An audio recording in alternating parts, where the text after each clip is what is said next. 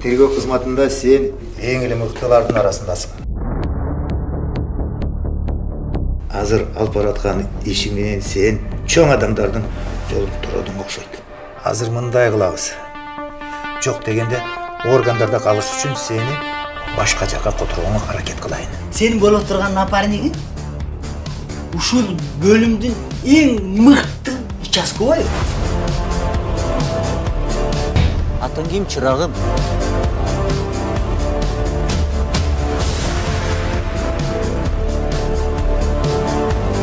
Уксаң сен ал жумушты өзүң жалгыз бүтүрө албайсың. Менин мүмкүнчүлүктөрүм азайды да.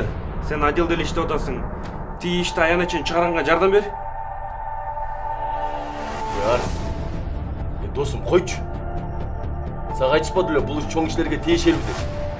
Органдардан такыр эле кетип кала элекчи, унутчан, Арс. Бир аз чыдап койсоң. Кыргызстанга келген товардын баары чекарадан таможенный контролдон өтүш керек. Ар жумада көзөмөлдөгүчү жерде берилген бир убакытта камералардын бардыгы 15 мүнөткө профилактикага өчөт.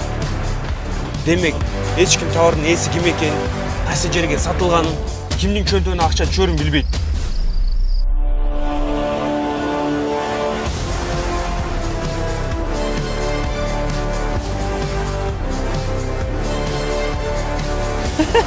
Таракпа?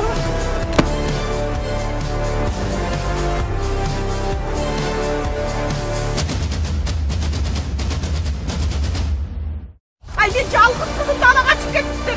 Бизди эмне чакырдыңыз? Молдону чакырбайсызбы? Никесин дейсиң, той-пой кылсын. Сен ички иштер министрлигинин кызматкерисиң да. Үчүн жоопкерчилик болуш керек да.